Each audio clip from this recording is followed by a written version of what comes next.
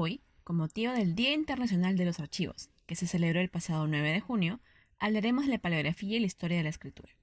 La paleografía es una herramienta muy importante para la labor de los archivos históricos y la investigación histórica en general, pero que es muy poco conocida. Sin embargo, todo lo que conlleva es muy interesante y de gran utilidad. Muchos de ustedes se preguntarán qué es la paleografía. Bueno, la paleografía es una ciencia auxiliar de la historia que enseña a leer e interpretar los documentos antiguos. Su origen se remonta al siglo XVI, cuando dos órdenes religiosas se vieron en la necesidad de comprobar si unos antiguos documentos pontificios eran originales.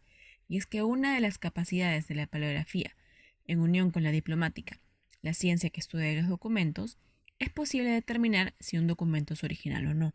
La escritura apareció hace miles de años en Asia. Primero aparecieron los números, ya que existía la necesidad de poder realizar conteos de diferentes cosas. Una de las primeras escrituras fue la cuneiforme, en Mesopotamia, que se realizaba en tablillas de arcilla. La escritura fue evolucionando hasta que apareció el alfabeto semita, que se fue extendiendo poco a poco por diferentes lugares que lo fueron adecuando a sus necesidades locales. Uno de estos lugares fue Fenicia. Los fenicios fueron una sociedad de grandes navegantes y comerciantes, y ellos llevaron la escritura a Europa. El primer lugar al que llegó fue a Grecia, donde adaptaron el alfabeto a su idioma, luego pasó a los etruscos y finalmente a los romanos. Gracias a ellos, a través del latín, la escritura alfabética se propagó por el resto de Europa. A lo largo de su existencia, la escritura se ha realizado sobre diferentes superficies o soportes. Estos se dividen en dos categorías, duros y blandos. Entre los soportes duros se encuentran las tablillas de arcillas que mencionamos, también la piedra, el metal, la madera, los huesos, etc. Entre los soportes blandos se encuentra el papiro, elaborado con una planta acuática que crecía muy comúnmente a orillas del río Nilo. Este fue utilizado en muchas partes del mundo antiguo, como África, Asia y Europa. Luego apareció el pergamino, que se hacía a base de cueros de animales y dependiendo de su calidad y grosor se podía utilizar para las cubiertas de los libros o para las hojas. Finalmente tenemos el papel, que se originó en China antes del siglo I después de Cristo y llegó a Europa a través de los árabes. En el siglo XV aparecieron unas pocas fábricas de papel en Europa donde se hacían con fibras de trapos o telas que ya no se utilizaban, principalmente de algodón o lino. Con la conquista de América, el papel empezó a llegar en barco. Muchos años después se establecieron las primeras fábricas aquí. Esto generó que el papel fuera un bien muy valioso, lo que ocasionó que la escritura cambie, ya que se buscaba aprovechar al máximo la hoja, escribiendo hasta los márgenes. Como podrán imaginar, la escritura se ha desarrollado de diferentes formas a lo largo de toda la historia. Cuando el Imperio Romano abarcaba toda Europa, se hablaba en latín y en este idioma existían dos tipos de escritura, la lapidaria y la cursiva. La primera, como el nombre lo dice, era hecha en lápidas de piedra y era utilizada para hacer documentos definitivos, como por ejemplo leyes. Por otro lado, la cursiva se escribía en papiros o pergaminos y era utilizada para documentos menos importantes que podían malograrse con el tiempo. Se sabe que con la invasión de los bárbaros a Europa, cada región fue adoptando una escritura diferente, apareciendo las llamadas escrituras nacionales, como la escritura visigótica, merovingia, la beneventana, etc. Así, cada nación de Europa comenzó a generar una lengua y una escritura particular, y esto provocó cada vez menos entendimiento entre las personas. Esto fue así hasta la llegada de Carlomagno. Él prohibió las escrituras nacionales y comenzó a unificarlas, formando así lo que se llamaría la escritura carolina o carolingia. Para el siglo XV coexistieron otras escrituras como la gótica, con variantes locales, la cual se caracterizaba por la mucha libertad del movimiento de la mano. Una a la cual le pondremos énfasis es la gótica española, que con el tiempo varía, apareciendo la cortesana, utilizada solo en las cortes, y la procesal, que viene de procesos y era usada por los escribanos, y que se caracterizaba por ser una escritura muy difícil de leer y desordenada, de letra muy grande que ocupaba mucho papel, que incluso llegó a ser prohibida por los reyes católicos en 1503 y criticada por Cervantes en El Quijote.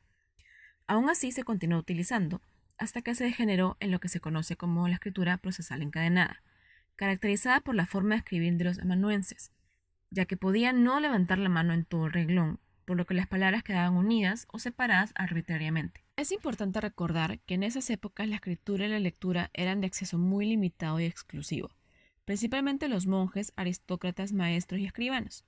No todos podían acceder a este privilegio. Tiempo después, con la llegada del humanismo, se da paso a una escritura cursiva y redondeada, conocida como bastarda, bastardilla, itálica o humanística, que es la escritura que marcó la pauta de la que tenemos hasta ahora. Esta letra se compenetró muy bien con la imprenta, lo que permitió la popularización de la cultura. Ya no se hacía un libro a mano como antes. Se comenzaron a hacer más libros que fueron llegando a diferentes estratos sociales. Este fue un proceso que fue democratizándose con los años. Pero se preguntarán, ¿qué escritura llegó a América y al Perú? La escritura llegó a América a fines del siglo XV con los procesos de invasión española en nuestro continente. A América llega la escritura cortesana, pero de manera directa desde España. Existen registros de solo algunos documentos con esta escritura que se pueden encontrar en algunos archivos, como los de Santo Domingo o Cuba. Sin embargo, este tipo de escritura no llegó a ser utilizada en el Perú. En el caso del virreinato peruano se llegó a usar la procesal, que fue ampliamente utilizada, la procesal encadenada y la humanística. Por otro lado, existió una gran diferencia en los siglos XVI y XVII entre las formas de escribir y el discurso que se utilizaba, lo que genera mayor dificultad. Por ejemplo, para el siglo XVI se pueden leer frases como vos tuviéredes. En cambio, para el siglo XVII cambia a usted tenga o usted tuviere, mucho más cercano a cómo lo entendemos hoy en día, por lo que la lectura se hace más fácil. Finalmente, hablaremos de la importancia y utilidad que tiene la paleografía. Para la historia es innegable su importancia, ya que permite a través del estudio de los documentos antiguos entender y acercarse a los hechos históricos de una manera más directa. En el caso de un archivo histórico es una necesidad fundamental, como es en el caso del Archivo Histórico Ribagüero de la PUC, donde se tienen documentos desde el siglo XVI. Por lo tanto, sin gente especializada que pueda leer estos documentos, no se podrían generar catálogos, índices de manera correcta, que son los que se proporcionan a los investigadores para la ubicación de los documentos que buscan. La paleografía, como comenta Ada Arrieta Álvarez, jefa del Archivo Histórico Ribagüero, es de utilidad para muchos historiadores, arqueólogos, lingüistas, literatos, abogados, filósofos, historiadores de la música y el arte, entre otros. A pesar de ser una herramienta tan especializada, se ha abierto a varias disciplinas para el apoyo a la investigación y la preservación de nuestro patrimonio escrito. Los documentos se vuelven entonces nuestra materia prima para conocer la historia de primera mano y poder aproximarnos de manera directa a nuestro pasado histórico. ¿Se han puesto a pensar por qué en tiempos de guerra lo primero que se lleva al vencedor son los documentos y los libros, e incluso estos son destruidos? Muchas veces lo primero que se saquea son los archivos y las bibliotecas. Esto se debe a que cuando se destruye un archivo, se destruye la memoria de una nación, y no existe nación sin memoria. El cuidar nuestros documentos es una tarea no solo de historiadores, sino de todos nosotros. Se trata de conservar nuestro legado y nuestros recuerdos como habitantes de este territorio.